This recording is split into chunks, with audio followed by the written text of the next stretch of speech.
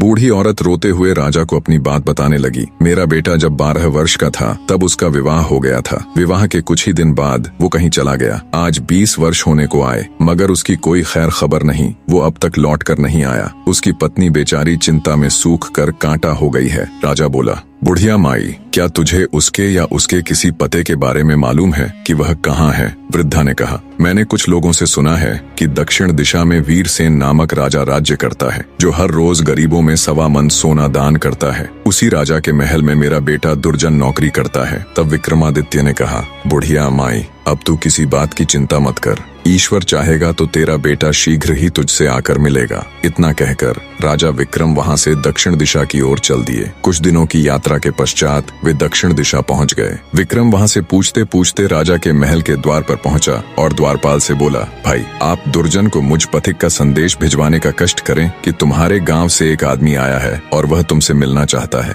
द्वारपाल ने भीतर जाकर दुर्जन को विक्रम का संदेश दे दिया, जिसे सुनकर वह द्वार पर आया और विक्रम को अपने गांव का निवासी समझकर उसे अपने डेरे पर ले गया। विक्रमादित्य ने कहा, भाई, तुमको ऐसा नहीं करना चाहिए था। जब से तुम आए हो तब से घर की सूरत तक नहीं देखी। तुम्हारे घर तुम्हारी माता और पत्नी रो रो कर दिन बिताती हैं। तुम्हारे लिए उचित यही है कि जैसे भी बने शीघ्र ही उनकी सुध लो। दुर्जन बोला, भाई, मैं क्या करूं? विवश हूं। न तो महाराज मुझे छुट्टी देते हैं, न इस्तीफा लेते हैं। फिर भला मैं किस प्रकार जा सकता हूं? विक्रम बोला, इसकी तुम चिंता न करो, तुम्हारे बदले में मैं नौकरी कर लूंगा। अब दुर्जन ने राजा से कहा, महाराज, मेरा भाई गांव से आया है। वह मेरे बदले आपके यहाँ नौकरी करेगा। आप कृपा कर मुझे कुछ दिनों के लिए छुट्टी दे दें, क्योंकि मेरी माँ व पत्नी मेरे लिए बहुत व्याकुल हैं। राजा वीरसेन बोला, अच्छा, अपने भाई को नौकरी पर छोड़कर तुम 1 महीने के लिए अपने घर हो आओ। यह सुनकर दुर्जन ने विक्रम को नौकरी पर छोड़ा और स्वयं राजा से विदा लेकर अपने घर को चल दिया और विक्रम उसके बदले नौकरी करने लगा।